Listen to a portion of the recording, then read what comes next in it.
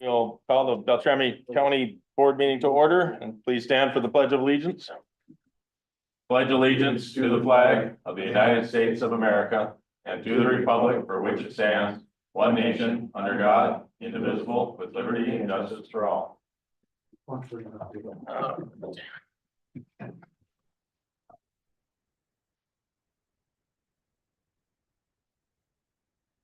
comments from the chair. I would just say thank you to the Ag Association, Farm Bureau for providing the great beef burgers that we were able to take advantage of since we had a break in between the work session. Thank you.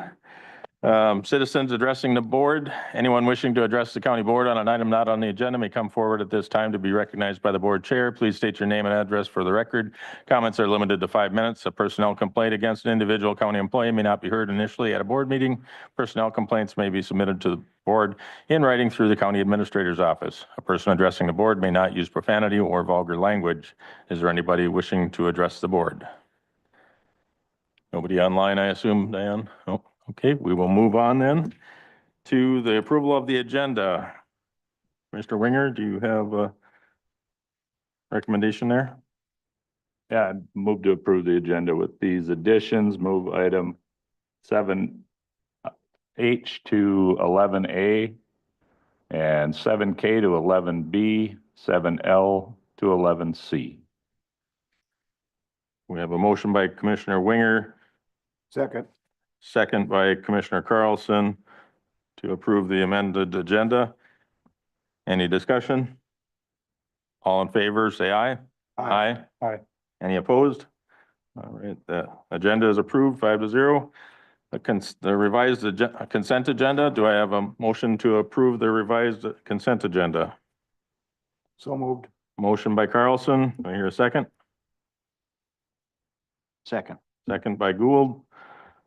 Any further discussion on the consent agenda? Hearing none, all in favor, say aye. Aye. Aye. Any opposed? The consent agenda is approved 5-0. On to the regular agenda. Our first item is a public hearing for the shoreland management ordinance update. And at this time, I'd like to request a motion to open a public hearing for our shoreline management ordinance update. Do I hear a motion to open up public hearing for that? So moved. Commissioner Gould moves that. Do I hear a second? Second. Second by Commissioner Carlson. All in favor? Aye. Any opposed? All right.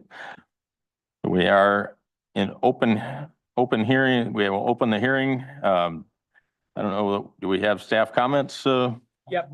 Brent? Yep. I'm Brent Root, Environmental Services Director. I have a short presentation. It's essentially the same presentation I gave roughly a month ago, just covering kind of the highlights of what the shoreline ordinance amendment includes and the process for next steps. So just again, this is a smaller focus than previously looked at. Some of you remember the last kind of round when we did a public hearing and there was a lot of comments and it was complicated. It was hard to understand and hard to digest it all. This is just taking a smaller bite and tackling some of the a smaller number of issues in the ordinance. And a lot of it is geared around making it easier to use and understand, making it more user-friendly, just in general. Just kind of the process. The Planning Commission met many times and discussed the ordinance language, really worked on tailoring the draft at the Planning Commission level. And then we held a public hearing on April 7th at the Planning Commission. We revised the draft slightly based on comments received at the public hearing. There were several good comments received there. And then April 28th, the Planning Commission voted to recommend approval to the county board. So the next step then is county board to hold a public hearing, which we're doing tonight. And then at a later date, we'll ask the board to take action on the ordinance. We are still waiting for the DNR official conditional approval they'll give. I did get a voicemail from the DNR staff person I've been working with, and he did send me an email with some questions, and we need to have a conversation about what some of the stuff means and how it'll be implemented. We haven't finalized that yet. So once that gets finalized, then we'll bring that to you guys. And then the last step, I guess, would be townships would need to look at their ordinances to ensure they're not less restrictive than the county. just kind of here's the summary of the changes that are proposed. Definitions, we amended several definitions. Here's kind of the bigger ones, the highlights of maybe some more meaningful definition changes.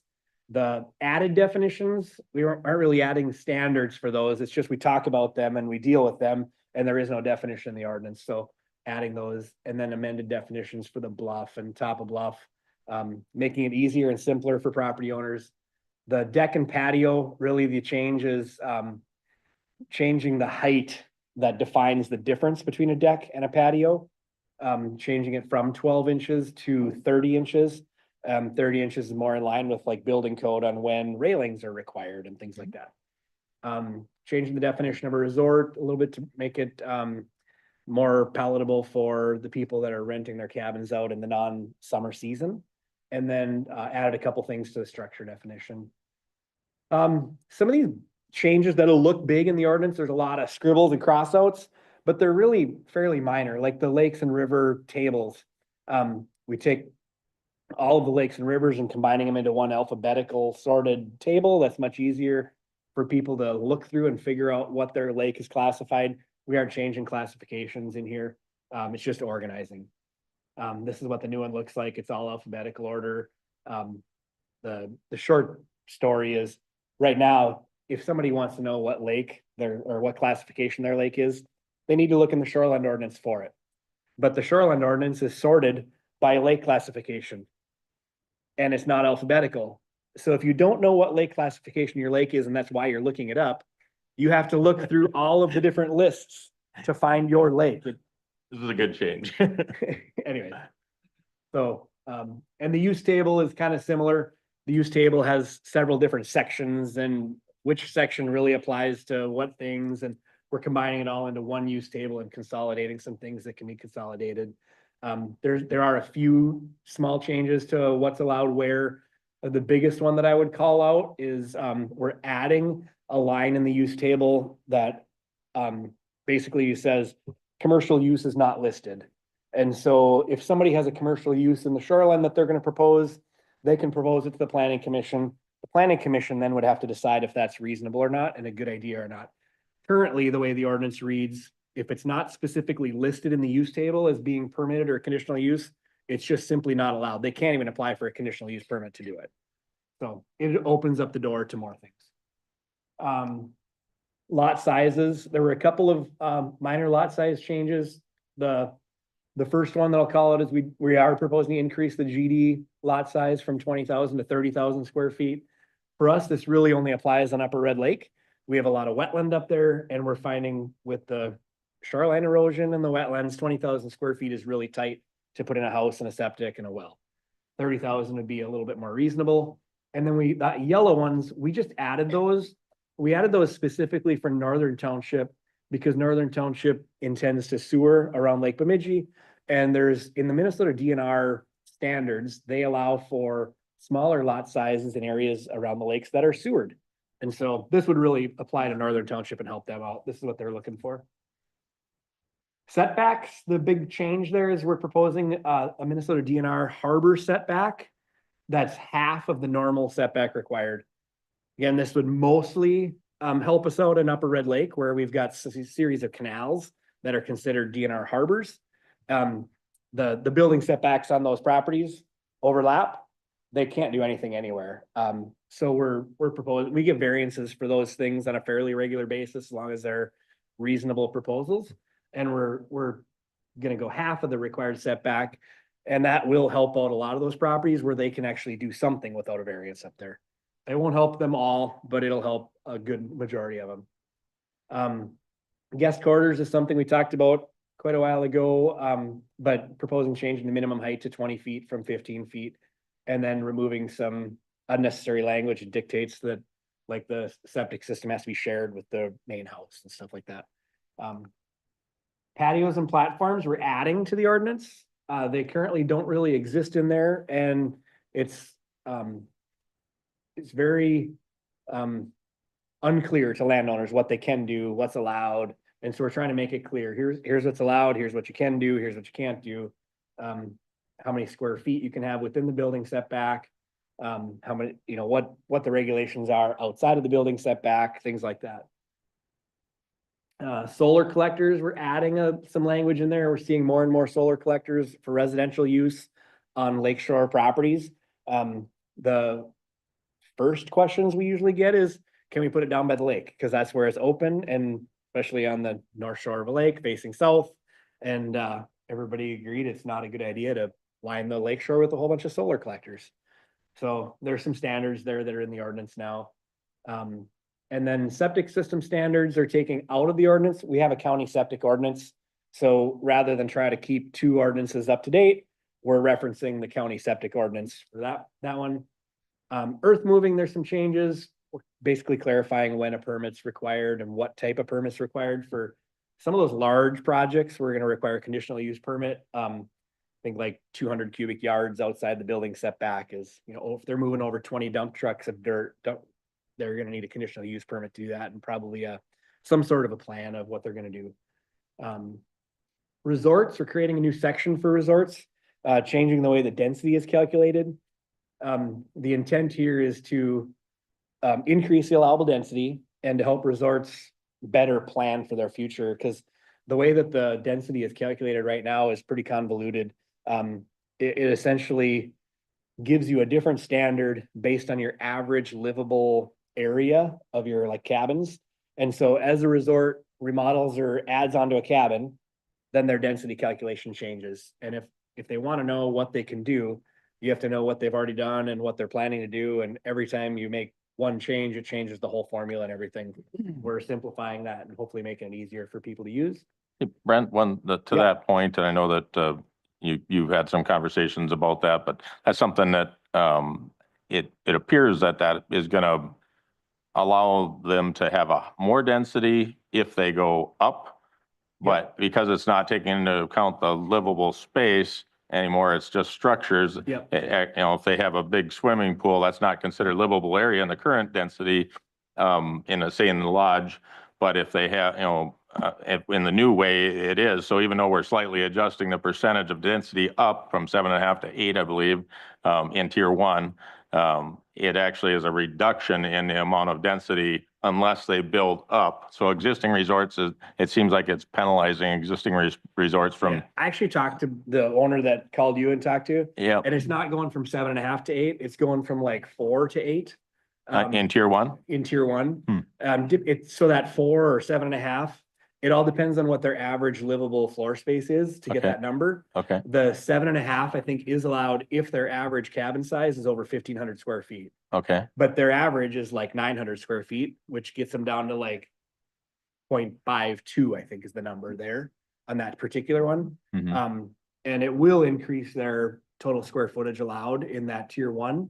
And it'll be that particular resort has like an 8,000 square foot lodge. So that one is. There was actually another one that I had on the Mississippi Headwaters Board recently where we just had a thing, and they were talking about taking swapping cabins for RVs. Swapping cabins around, but the lodge and the pool and making it an outdoor pool and so on. And so I'm just concerned about that we don't go backwards on what we're, so we don't penalize current resorts from being able to having a tough enough time with our taxes increasing and everything else to make to be a viable business. And so I don't want to penalize existing resorts. No, those are good points. Cause I'll go ahead if you have. Commissioner Winger. Yep.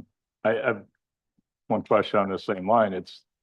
These are resorts you're talking about, but what about the resorts that are selling the cabin? Is this going to apply there the same way? There's a conversion section in the ordinance, there always has been, about what happens when a resort converts to residential. So commercial densities are much higher than residential densities that are allowed. So when a resort does convert to a residential development, excuse me, they'll have to comply with that section of that ordinance that talks about some of those buildings may have to be removed. Some of the inconsistencies just have to be identified, and the planning commission would have to determine if or how many cabins would be removed. I've only seen one recently, and they just made a proposal that was very reasonable, and they were all allowed to stay. But yeah, Thank you. so back to Craig's kind of comment. I talked to that resort owner for about an hour just Hmm. this afternoon. Okay, And when we started going through the details of it, he was good with the numbers and kind of made sense. And we've got some plans on how we can work with stuff because it gives them so much density in tier two. That's Right. really where he's planning on adding. Mhm. He might still be over his allowable density in tier one slightly, but I assured him that we're not going to be requiring anything to be removed or Right. taken away. Maybe He could grandfathered maintain, in, yeah, he could replace, if a cabin burns down, he could replace his cabin and we would work with him on the square footages on, if he wants to take out a shed and add it to a cabin or something like that. We're very flexible in the application of everything that we possibly can be. yeah. That So- particular one with the huge lodge that he has, Yeah. it just eats up a ton of his, because of the change in the livable area to the square footage, it eats up all of his density. And so, Yeah, and I don't recall exactly without looking at the numbers, but I think he's at his maximum density. I think in the he's beyond current- it. In the current standard as well. Yeah, So without it being changed. So I don't think it hurts or helps him in the tier one, but it really helps him in tier two. Okay. So, yeah. Yeah. And before it's brought back to the board though, him and I are gonna have some more conversations about how that really works. So, yeah, and might want to talk to you about, Sure. looking at some other examples too, not just that one, and Yeah. just make sure that we measure twice and cut once on this. agree. All right, go ahead. Yeah, thank you. Yep. I think this might be the last one. Permits. Currently all of our land use permits are valid for 1 year and people call us up and ask us if we can extend them and we deal with some 3-month extensions or things like that. We're proposing to just make all of our permits valid for 2 years. That should help out with a lot of people having to go through an extra step of administrative burden, trying to get rid of those where we can. And then I'm just calling out next steps. So tonight, we're here to take public comments into consideration, provide any feedback that you feel pertinent to me, the Environmental Services Director. And then we'll be asking the county board at a future meeting to take action on it. We're gonna wait for making sure that we've got everything buttoned up, measured twice, cut once, before we bring it back for approval, and we'll need DNR approval too, so. That's all I have. Commissioner Carlson? Thank you, Mr. Chair. Brent, can you tell me, or I guess maybe tell the public, how does this shoreline ordinance work in conjunction or instead of, or with the Mississippi Headwater Board requirements? Sure. Just kind of an overview. I Yeah, think. no, that's a good question. The Mississippi Headwaters Board has a comprehensive plan, the comprehensive land use plan. And so essentially, our county shoreland ordinance applies in all the shoreland areas in Beltrami County. And anything that's in the Mississippi Headwaters comprehensive plan that's more restrictive than our county ordinance would be the standard that we would apply for there. So when our staff is working with a landowner in the Mississippi Headwaters area, we're looking at 2 separate rules to make sure that they're compliant with both essentially. So the most restrictive rule applies. Wanted to make sure the public. Yeah, no, that's a great question. We get asked that fairly often. Yeah, it's an overlapping. And they do Layer. have to get approval from both entities, and that's so. If they're applying for a variance or a conditional use Yep. permit, they do Yep. for regular building permits and stuff. It's Right. just our office, but yeah. Yeah. If it's a variance scenario, then they do end up having to go to, in some cases, probably possibly 3 for the township Potentially, too. Yeah, Or the city, yeah. So, yeah, and the city stuff avoids we don't right. then apply it, but yeah, some of the townships would potentially go with both. Yep. So, Any other questions for Brent? Okay, well, thanks, Brent. you. I don't know, but we have anybody online, Diane? No? Okay, well, I'll call for public comment once. Call for public comment twice. And the final 3rd time asking for public comment. And hearing none, I'll bring it back to the board. There, any other comments that the board would like to make? Seeing Commissioner. Well, Oh, I was just gonna say, Commissioner Mr. Chair, the Land Commission did a nice job of going through all that and cleaning it up. And Brent, thank you and your staff for trying to uncomplicate something that was probably overly complicated. So thank you. Good job. Thank you, Commissioner Carlson. Commissioner Sumner? Yeah, Brent provided a slide for a future meeting to approve. Is there a suggested date? Well, we don't have a date yet, but we're waiting for the DNR to do their to weigh in on their stuff, so Okay, I- I thought we approved and then it gets sent to the DNR for their approval. Brent Yeah, can, so we are waiting for the DNR to give conditional approval before we have the county board take action on it. Yeah. What I'm trying to avoid is just a scenario where the board adopts an ordinance, the DNR doesn't, and then we have to go through another public hearing process and change the ordinance I appreciate for the that. DNR. to do it. So I'm trying to streamline it as much as we Yeah. possibly can. So you'll let us know. what Yeah. possible. I'm anticipating that it'll be at the next 1 or 2 county board meetings. Okay. I know my conversations with the DNR have been, they're pretty close to having they do have some questions about, some topics in there. I'm assuming we can work through those details and get that taken care of and then get a letter of conditional approval sometime here soon. great. Thank you, Brent. Thanks. Thank you, Commissioner Sumner. Any other final comments? Okay, I would look for a motion to close the public hearing at this time. Motion by Commissioner Carlson. Do I hear a second? I'll second. Second by Commissioner Winger to close the public hearing. All in favor of closing the public hearing, say aye. Aye. Any opposed? All right, public hearing is closed. Any further comments or debate on the issue? Kind of a hurry up and wait to hear back from the DNR, and then we'll bring it up at a future board meeting, so. Hearing none, we will, let's see, we're not gonna vote on that, so we'll move on to the resolution for the County State Aid Highway 20 right-of-way. Bruce is on his way up.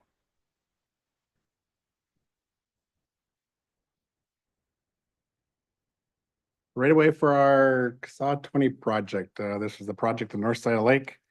It is to reconstruct the road and to include a multi-use trail. Sections from 21 to the state park entrance. This project was first put into the 5-year plan back in 2018. We've been working on this project for quite a few years.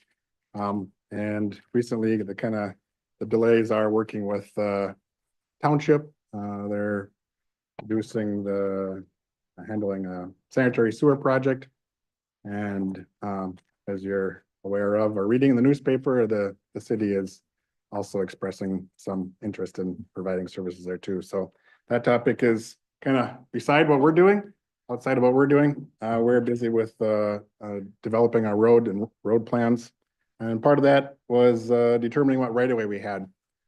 Again, initially we thought we had it all in the clear, but after researching the recorded documents, there was some areas that we did not have the underlying fee title to.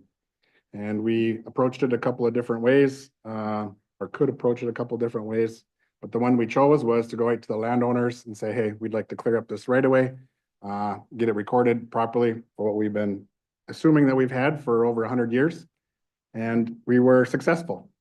We did acquire all the right of way from the landowners on the north side of the road in this area where we had an issue. However, we still have the south side of the center line that still belongs to the underlying developer.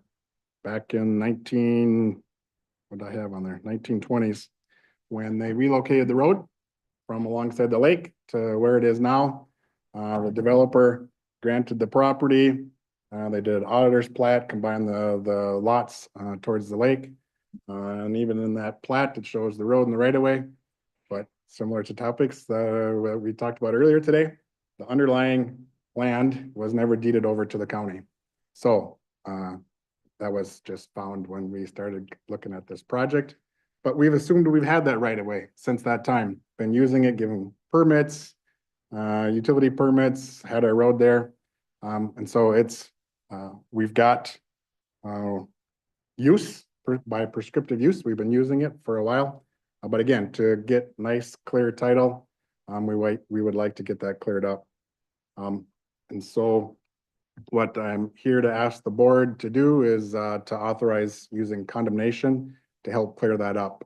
Again, it's a 1920s landowner, and the easiest way for us is to go through the courts to get clear title to it, and then the courts can then decide, who the heirs are from that 1920s landowner.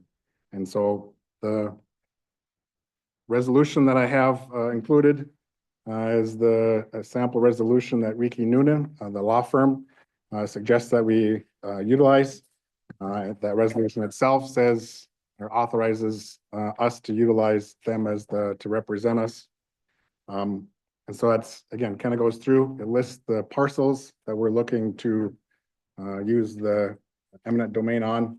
Again, all of them are that original, underneath that original landowner, that developer's name. The last thing is I have provided updated exhibits. The exhibits that I provided in the draft here were sorry, in the resolution were draft exhibits. And so they weren't signed by the surveyor or myself. And so they've now been signed and recorded. And so it's just the exhibits in that resolution that I'm changing to signed ones. So it's the same ones, it's just now they're signed. It's what's actually recorded. So want to use the proper ones that we can. And yeah, I guess I'm here asking for the board to approve this resolution authorizing using condemnation to help clear up the right of way for that project. Mr. Chair, Yes, Commissioner Gould? I wonder if we shouldn't table this resolution, just stepping back and looking big picture at everything that's going on in our county and city and neighboring townships. I've never had a good feeling about this road project since the start of it. I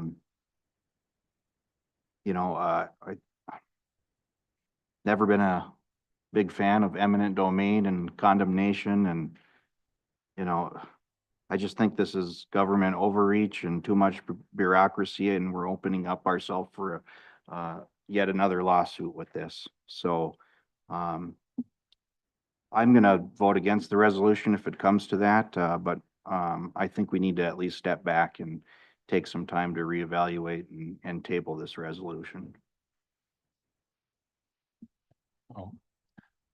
I'll look for a motion to either approve the resolution or to table the resolution. Can I make them? Yeah, go ahead, Motion Commissioner first. Winger. Yeah, I mean, we've got Thank you, Mr. Chair. potential for discussion on the, if we make a motion to approve it, we've got discussion I capability. just wanted to clarify the Yep. condemnation Yep, part. go This ahead. isn't removing anybody from a home or anything No. like that. So I just wanted to clarify that for Correct. anybody listening. Thank Yeah, you. it's the existing right of way we've been using since the beginning. Yeah. Yeah. It's just to clear up ownership of it. Yeah, I'd be looking for a motion one way or the other. I'll move to table. We have a Second. motion at table. We have a second.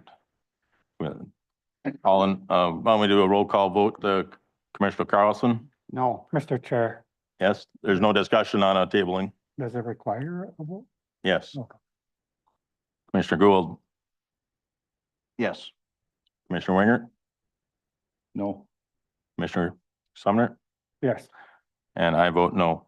So the motion to table fails. Look for a motion to approve the resolution.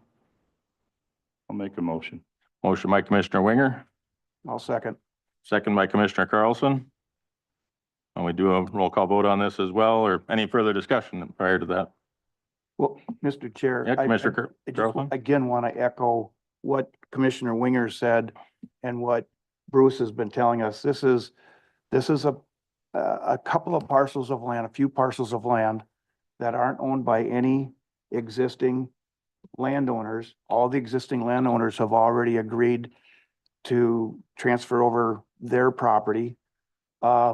This is not government overreach. This is resolving an issue that's been ongoing for over 100 years just because someone forgot to file a title. So it's not taking any land that we didn't already have and use for the last 100 years. Thank you, Did I Commissioner say that Carlson. right? Correct. Thank you.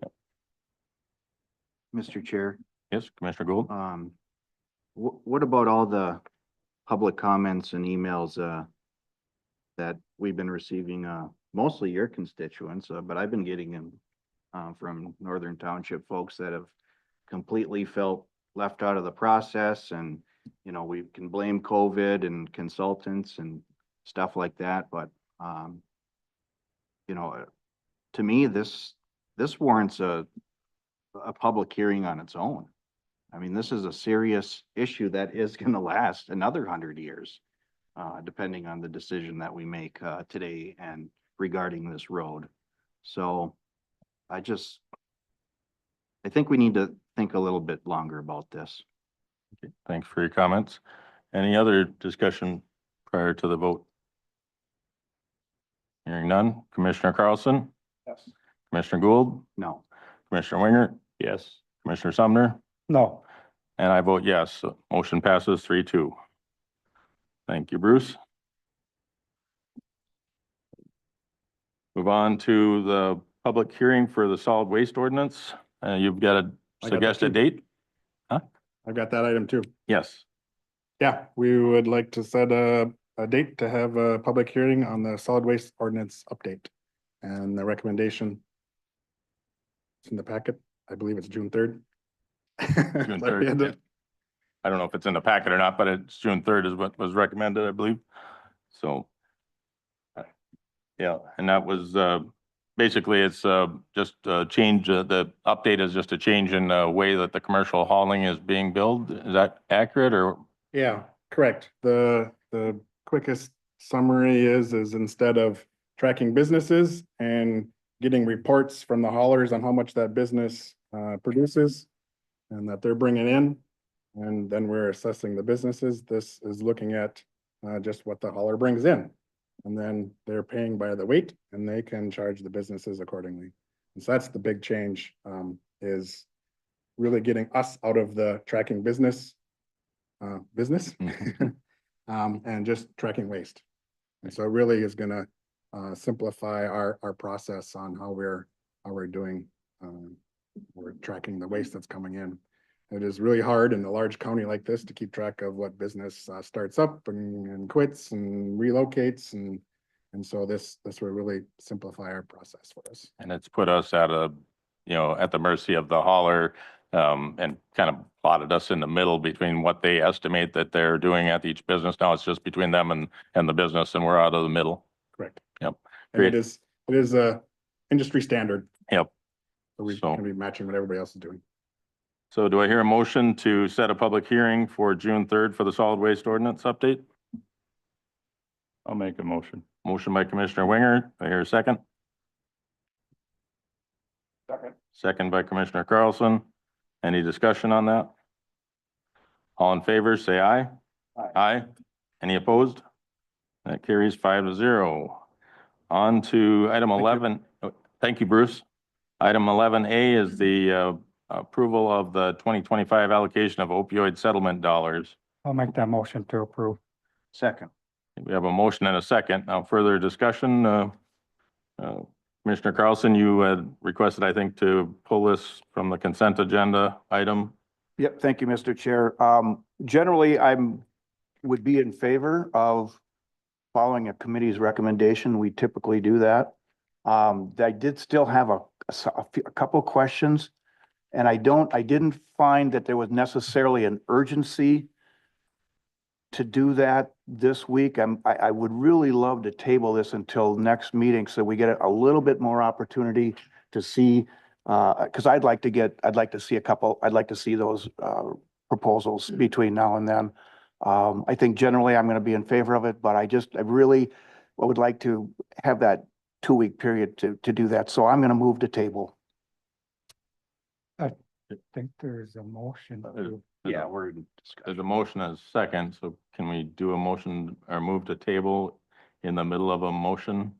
No, we're in No, discussion. because the last one, the right of way, We voted on that, but but I don't think we can. Attorney Hanson, if we have a motion and a second, can you still have a motion to table? Okay, Table to a date certain, which is in 2 weeks, you can table indefinitely. Yeah. You still need to pass the motion to table, which Right, again, there is no right. discussion on the motion to table. So there's been a Right. motion to table. I don't know if there's been a second. If there's been a second on that, you just need to vote on that. Yeah. And then the only clarification would be, is that tabling to a date certain or tabling indefinite? Okay, thank you. So, Tabling to the next meeting. so we have a motion by Commissioner Mr. Carlson Chair. to table this until the next Mr. meeting. Chair, Yes, we have a motion and a second. We're in discussion. We have to vote on this motion before we do anything this is not up else. for discussion. The motion to table is not discussion, Oh. discussable. And we were just told by our Point attorney of that we could, information, Mr. Chair, that's out of order. that you are out of order at this point. Well, If we Opinion. don't, if we do not get a second to the motion to table, then we move forward with the previous no, motion. that's wrong. And if the motion to table does not We pass, need to then we vote on the move forward motion with first, Mr. Yeah. Chair. So, I thought we need to vote on the motion first. so that's not what we were just Then- told by our county attorney. So if you, I have it right here too. Well, Mr. Chair, to the motion at hand, What's that? to the motion at hand, I believe we're comparing apples and oranges here. We're not experts in mental health and drug addiction. It's one thing for us to take a look at applications for economic development grants for businesses and organizations in the community. It's a whole nother thing to look at these grants, these proposals. There was a committee of experts from the community, from Health and Human Services, from the Sheriff's Department. You know, we should not invalidate their work. I did the math quick. This would be 0.00070% of our overall budget. Our budget is $100 million. A lot of these organizations' budgets are $50,000, $100,000. So this money is more important to them than it is to us.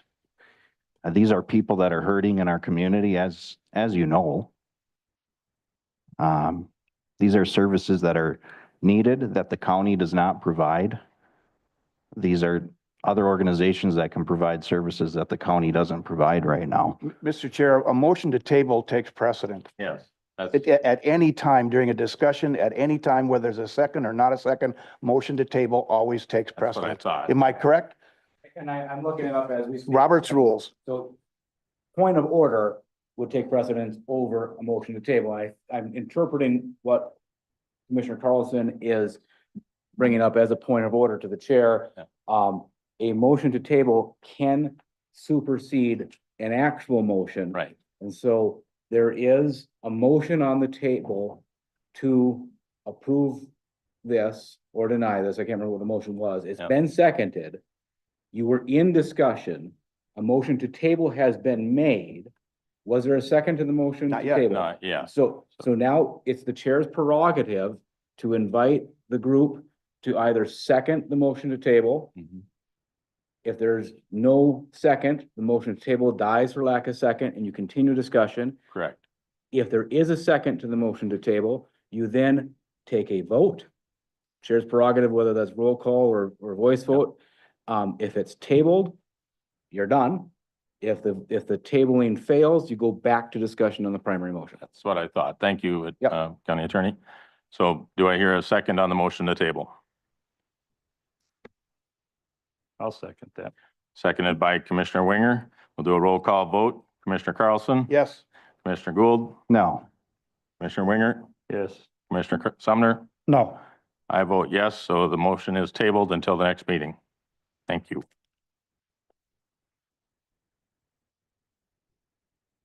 On Mr. to Chair, point of 11B. information. Yes, Commissioner Gould? I'm wondering what Commissioner Carlson's intent is with tabling the agenda item and what possible options are for the next meeting with this. Well, perhaps you were sleeping when I said, I said I. No, wanted you to know take I some- wasn't, so don't be facetious. I said I wanted to take some time to look at the proposals and I would do that between now and the next meeting. And I said also that I'm generally in favor of doing what a committee recommends, but I just wanted to take a little bit of time. Mr. Chair, Commissioner Sumner? can you remind me when packets are sent out? Typically Thursday prior to the meeting. And that's how we typically normally receive our information is the Thursday.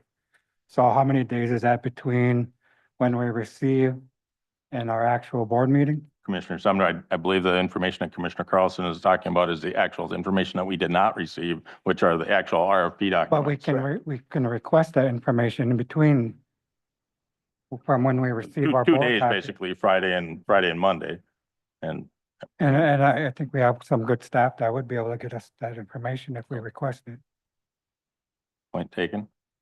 All right, we're on to item 11B, which is Commissioner Gould had requested that we pull item 7K, which is item 11B, and item 7L. Now, these are the Solid Waste Department approval of MOU for the Fern Street recycling site. Commissioner Gould.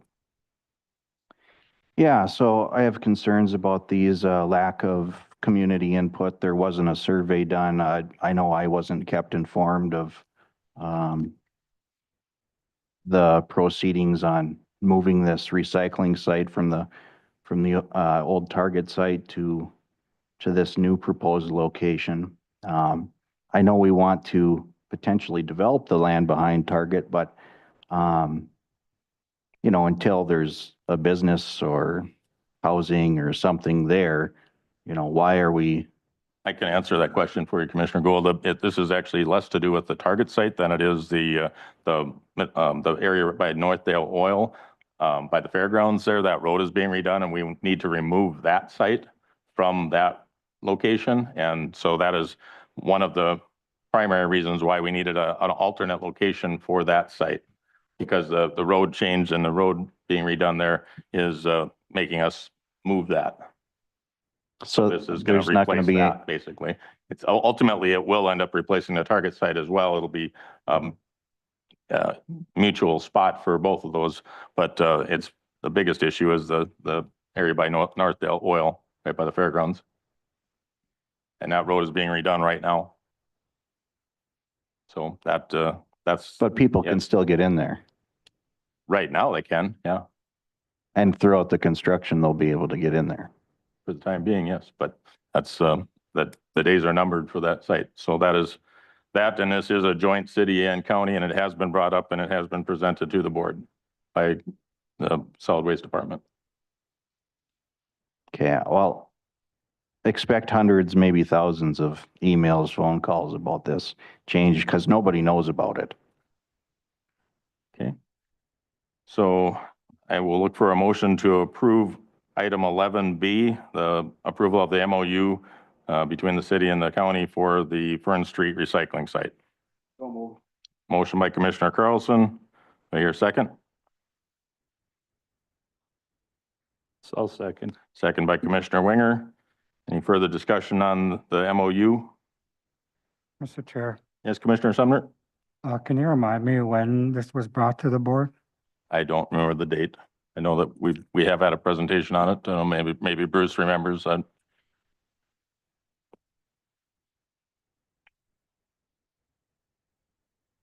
Short answer is no, I don't remember the date, but it was budgeted and we also brought I believe it was brought to the board that we received a grant to pay for this site. Right. So, Mr. Chair, if I heard correctly, the site by Northdale is gonna be moving by Target? No, No?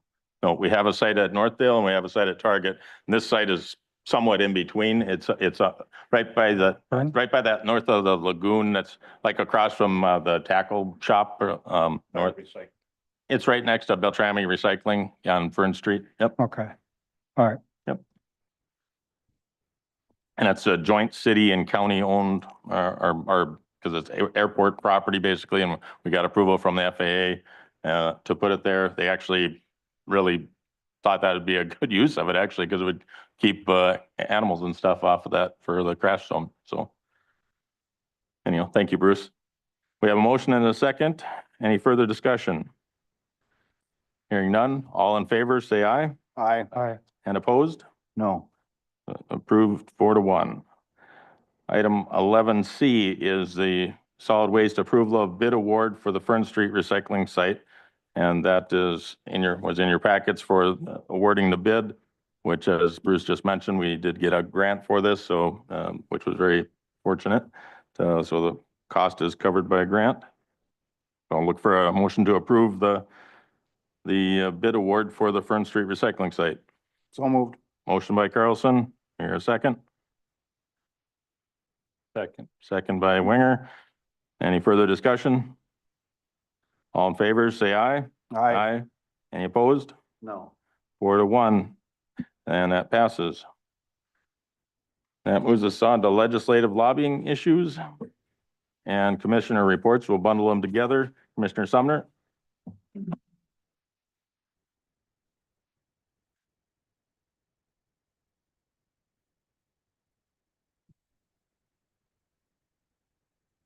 Went down to the Capitol last Thursday to participate in the AMC's call to action. Met with some legislators to discuss, how these state cost shifts, could potentially impact Beltrami County.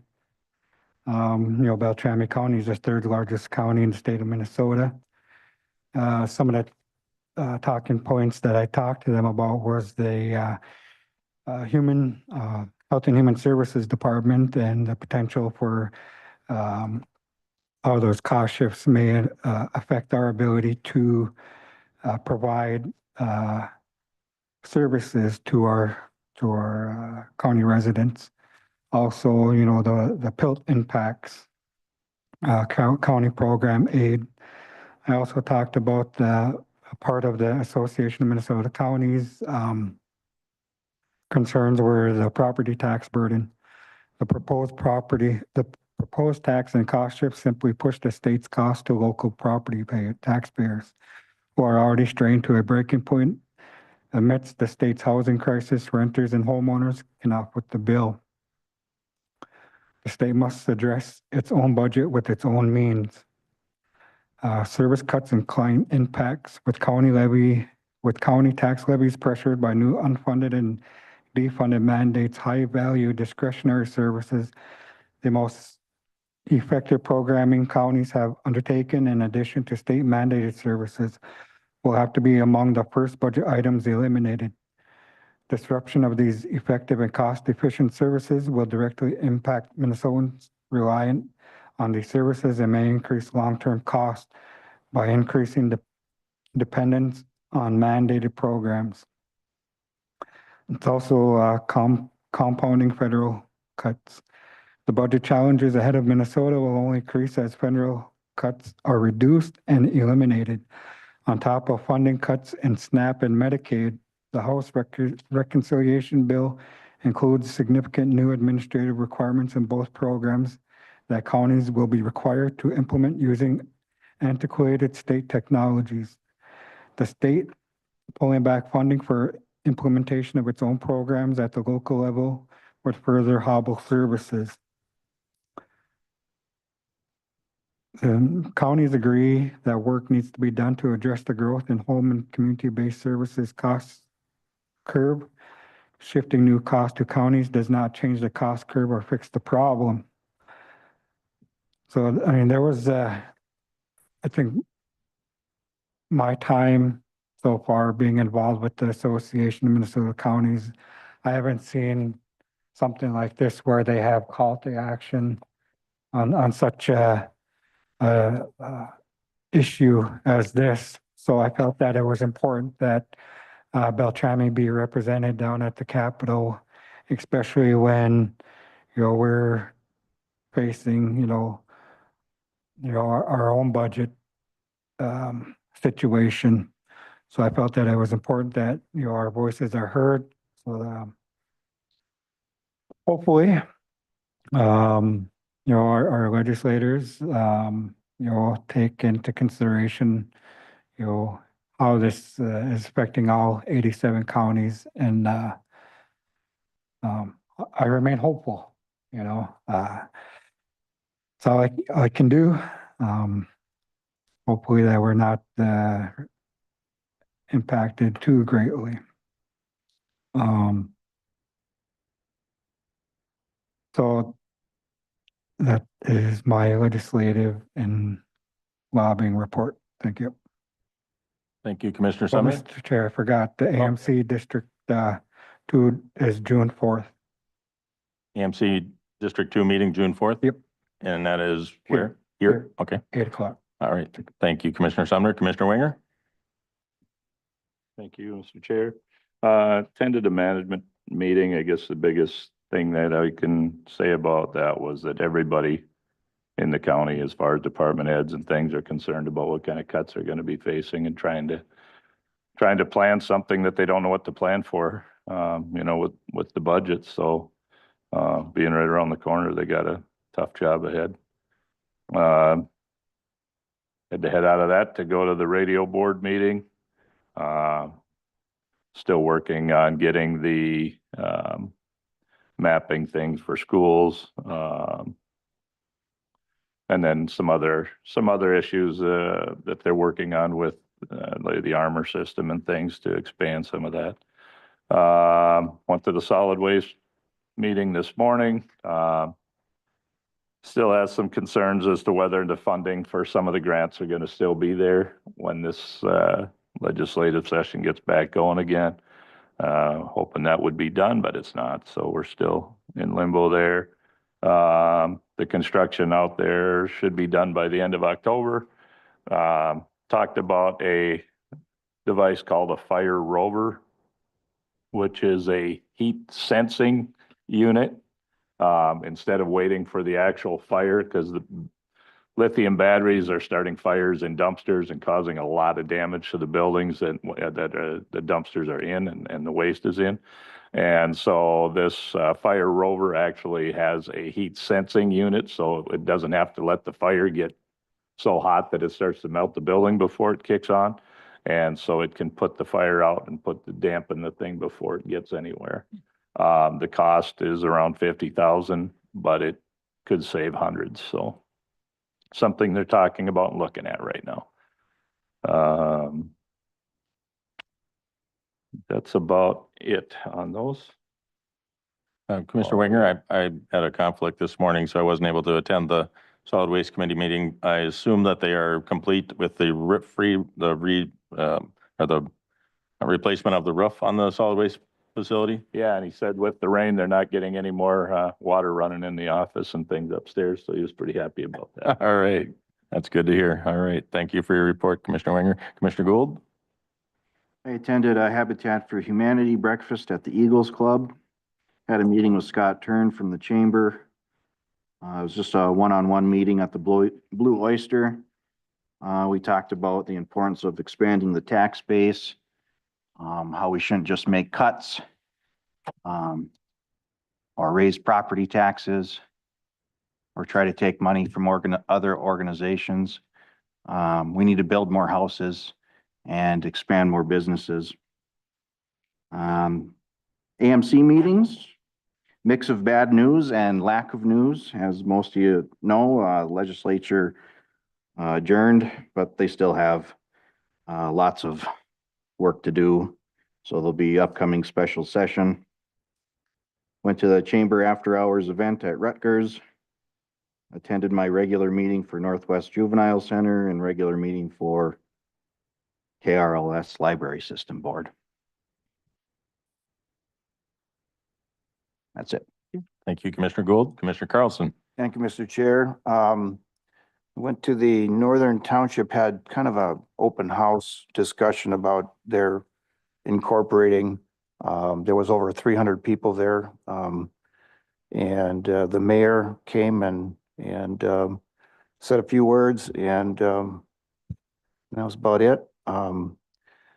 Went to Bemidji Airport Affairs, which is different than an airport authority meeting. Airport Affairs involves a lot of people that are interested in the flying community, and are offering suggestions on how we can make our airport even better. So I attend those regularly. I attended the AMC legislative Zoom meeting that they had discussing what was going on at the legislature. Attended Northern Township's regular meeting last Monday.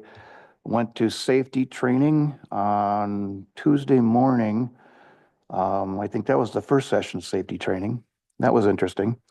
Had our regular jail design and operations committee meeting. They're progressing nicely out there. Now the rain in the last couple of days has slowed things down a little bit, but they're getting, I think they're close to at least half of the foundation in already. They're moving along quite well. They do have a perimeter fence up now as well around the entire project. I drove over by there today just to kind of look to see what was going on, and nothing was going on because it was pouring. I attended, last Wednesday, I attended a public hearing for Otter Tail Power on their solar panel farm in Lammers Township. There was a few people there, and mostly it was people that live right next to the solar farm, and they had some concerns about property values and that sort of thing.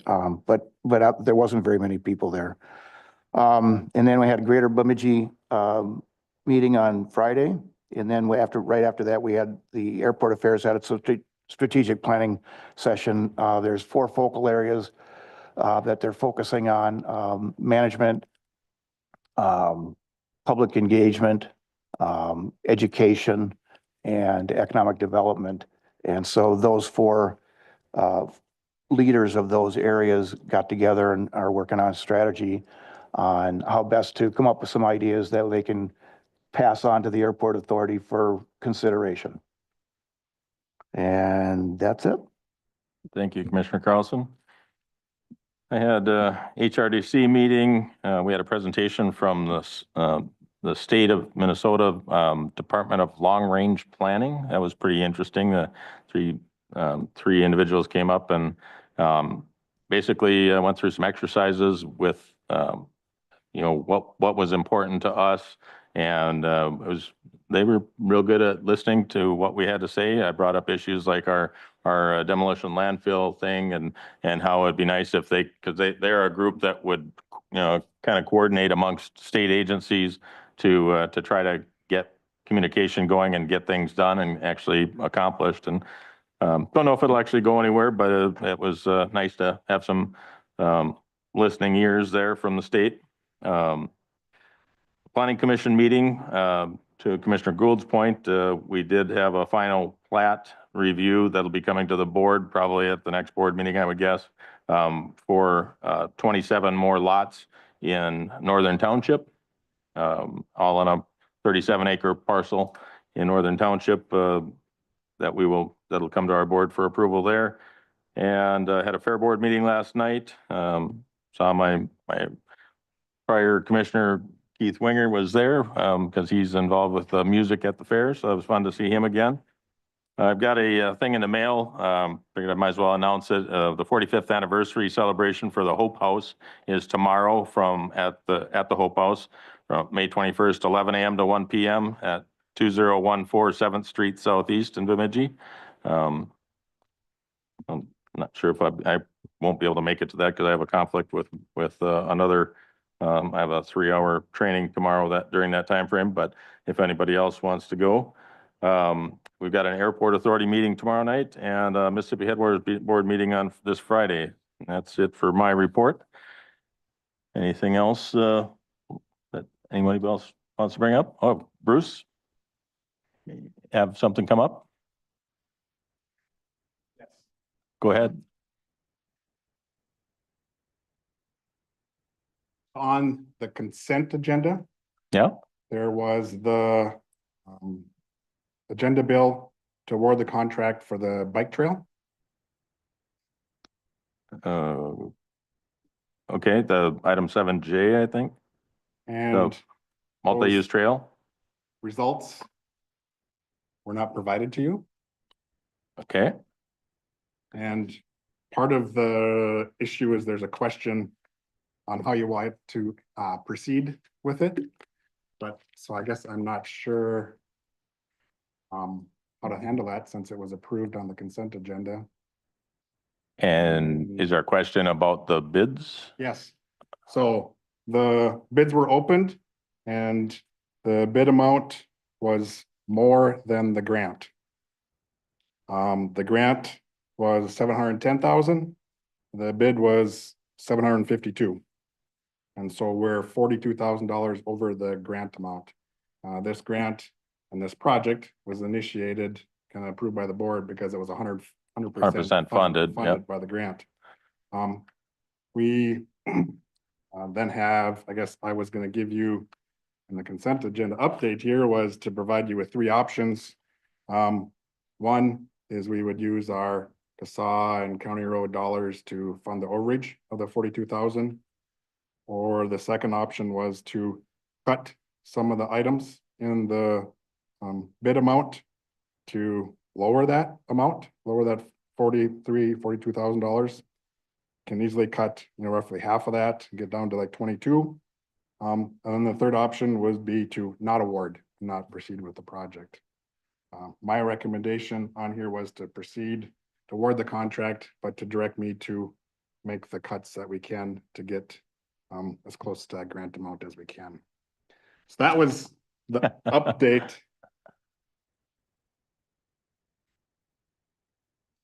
So So, normally I'm providing you with Right. cost amounts in there, and this was not given to you. so typically there are fluctuations in bids. I know earlier this year, I think we had almost $2 million in lower bid costs. This one happens to be the opposite way. So I would be in favor of you using your judgment to reduce the bid as much as reasonable. And then we did just talk about a grant that we got earlier that we weren't expecting for the County 20 project, which was like 375,000 or something. So you win some, you lose some kind of a thing on these road projects and bids. So my recommendation would be to accept your recommendation. I don't know, we want to have a formal vote on that probably. Or if we just want consensus, I don't know. What's the board's Mr. thought? Chair, Commissioner Sumner? so this is the first time that County I, Attorney? Mr. Chair, so this is the first time that we've experienced something like this. I mean, I. Let's see what don't the know county to attorney do. has to say about it. I don't want to interrupt Commissioner Sumner, but, Okay. this is another Robert's Rules issue. This. No, go ahead. You are well past you're in your closing remarks of your agenda. You need a motion to reopen, it's new business, or I suppose to reopen this, or you could. It's been approved on the consent agenda, right? Yep. It needs signatures. It's No, just, it's just just been approved. to award the contract. Okay, I mean, you gotta direct staff to do what you can to. The recommendation is along the lines of, again, the original was to award the contract, proceed with the project. Right. The additional part that I was adding here was to make some cuts. To direct them to make cuts. Right. Yeah, I mean, I would take that up at your next session. I mean, like, you either need to reopen your agenda setting, and that's a little unorthodox at this point on the meeting, or just kick your decision to the next meeting. Yeah. But Yeah, I think we need 2 weeks, to look over this information, ask questions, because I don't feel too comfortable with awarding something after the fact that it was approved, I feel uncomfortable, to be honest. Yeah, it is a very odd scenario that so basically what we approved was not accurate to what is the real deal. 'Cause we were approving it based on it being 100% funded, and now it's not. Correct. Yeah. well, if you want to discuss it today, someone needs to make a motion to amend the agenda or to go back into your consent agenda and revisit the issue before you adjourn today. And you've already had one of you walk off, so. Yeah, Commissioner Carlson? So thank you, Mr. Chair. The question is for Bruce, is time an issue like we had with the bid for the roof. the roof? Is time an issue? The remodel. Yeah, so is time an issue? Could we easily wait for the 2 weeks? The concern that we have is to award the contract as soon as we can, because then we need to get the contractor under contract. And then this project is to be constructed while school is not in session. And so we have them starting right away, or the contract start date is right away in June. Mhm. So that's would be the concern about the timeframe. Is it feasible to get it to match what we voted on, which would be to get it down to the price that we approved, the grant price? Again, not to kind of keep confusing the issue here, but the consent agenda item was to award the contract. And so that's what was passed, was to award the contract. But you didn't have the Full information. the bid estimate, and then my second recommendation in there. I thought it said in the agenda bill that it was for the 100% grant amount of 710,000 or something like that. No, the original one just said bids were received. Or maybe that's in the work meeting stuff. And a grant agreement was gonna follow.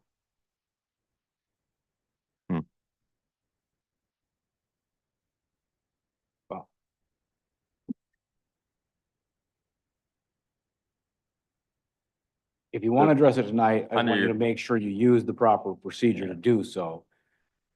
Under your grant update section, you said we'd received 770,000 in the work session deal. Is this not the same one? Nope, Okay, that's phase 3, okay. And this one is 700 and some thousand too? 710. Okay, so I was right on the number. Mr. Chair, could Yeah. I move to reconsider? Would that be the appropriate way? Dave? Move to reconsider item 7. 7J, J on the consent agenda.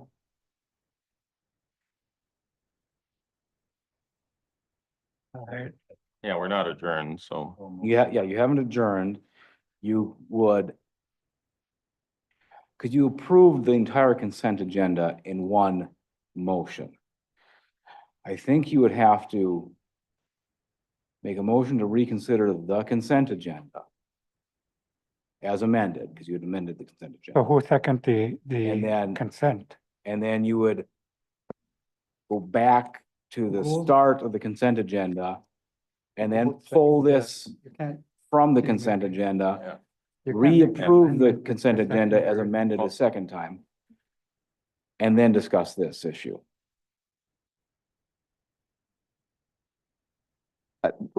What was your comment? Oh, Commissioner? if Gould second the consent, would he have to agree to that amendment? It would just be moving to reconsider the No, 'cause consent yeah, agenda. it'd be a new motion to, a motion to reconsider the consent agenda.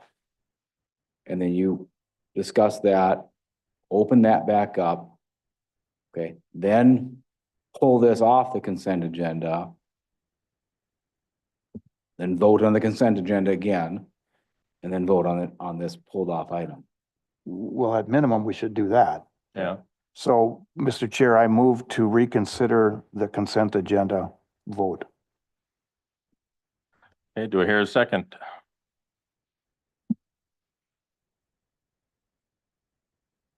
So this is, the motion is to reconsider the consent agenda that we voted on earlier, to reconsider that vote. Okay, I'll second that. Okay, so we have a motion and a second to reconsider the consent agenda. And the purpose of this would be to reopen the consent agenda voting so that we can then remove an item from the consent agenda for separate consideration. And then we can revote on the remaining consent agenda, and have that item still open for discussion after that. So all in favor of approving the reopening of the consent agenda, say aye. Aye. Aye. And opposed? No. 3-1, the consent agenda is reopened. Mr. Chair, let's make sure we get the right one. Which item on the consent agenda is it? It's not 7J, is it? Would it be No, the it's not 7J? 7I? The award of the bid award, the approval of the bid award? Is it I don't have the details Yeah, of, that's good. is it the approval of bid award SAP or is it the approval of resolution and permit to enter into contract with MinDOT for multi-use trail? Oh, 7I, okay. Yeah.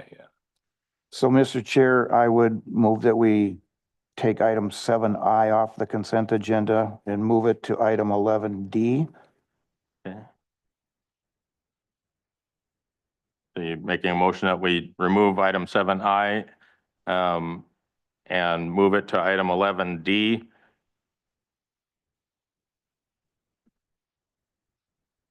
Do I hear a second to that?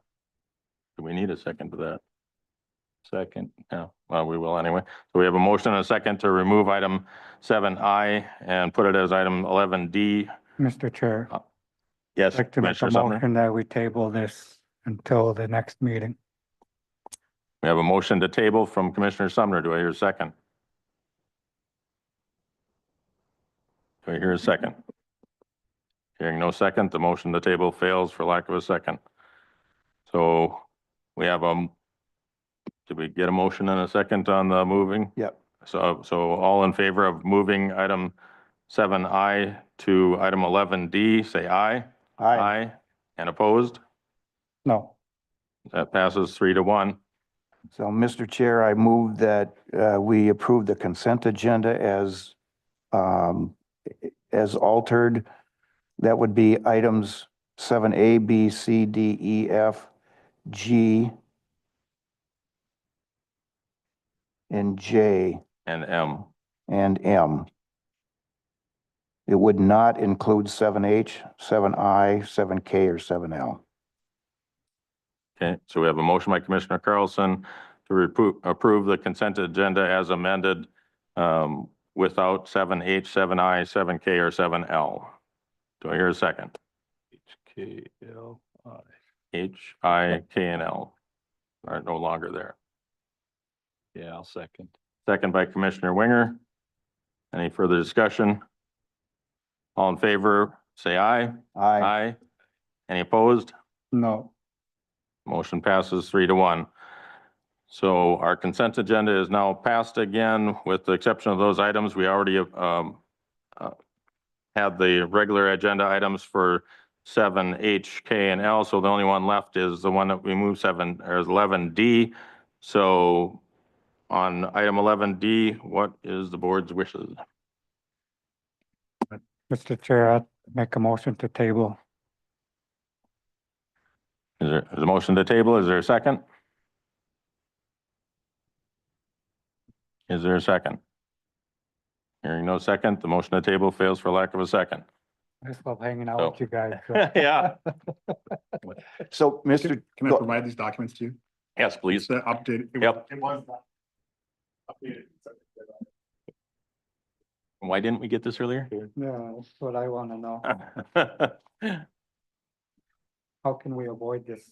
I had a question when you. Okay, so this is the revised consent agenda item for the bike trail. And it shows us the bid amount, the low bid, that's the low bid, I assume? Oh, there's the bids, okay. Now you guys are saying, well, I can back. Okay, yeah.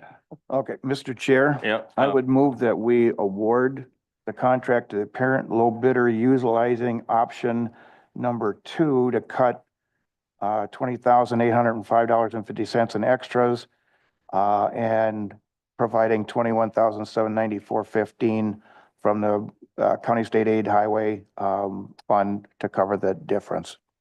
Okay. Is that, Okay, we have a motion.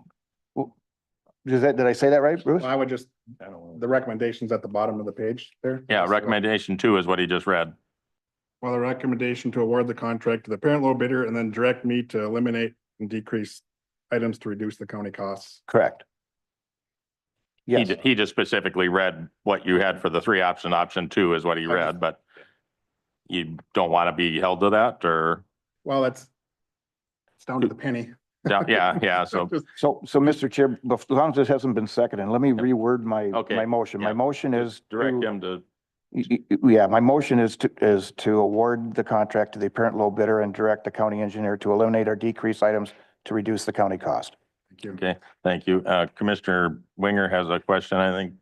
You can either second it first and then discussion, or you can, I guess I really am curious. I mean, these are three options that are, is there a reason why we can't combine one and two? I mean, if you can cut everything you can out of there and there's something left, can you still go with the other? essentially, that's what Or his is that- motion is to Okay. direct him to cut as much as he can, and to use his discretion essentially. And then where is that other money gonna come from? Because it's already allotted for some other road, isn't it? Yeah, it's coming from your district, Yeah.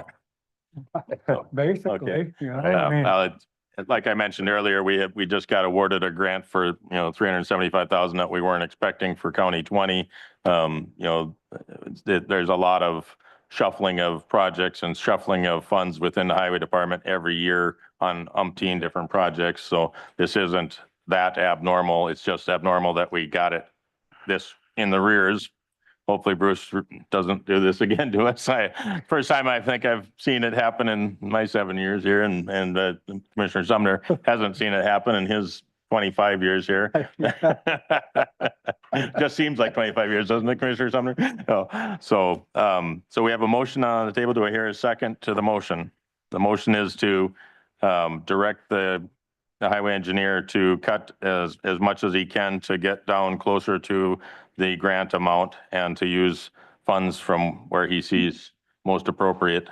Mr. Chair, Yes, Commissioner Sumner? so up until today, and every presentation that we've received from the county engineer, we were told, or we asked the county engineer not to use county funds for this project, and I think we were all in agreement up until this agenda bill, which now gives you the authority to use county road funds, which is something I don't agree with, because we've always said that there were never to be these funds.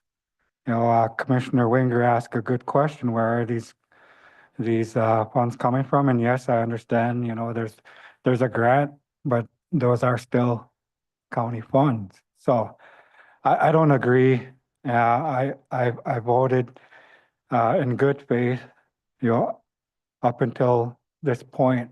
You know, I was in support of this under the impression that there were no county funds going to be used, which has changed with this motion.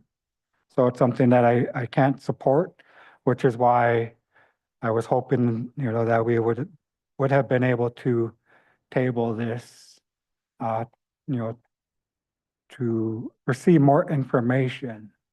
So that's all I have to say. Thank you. Thank you, Commissioner Sumner.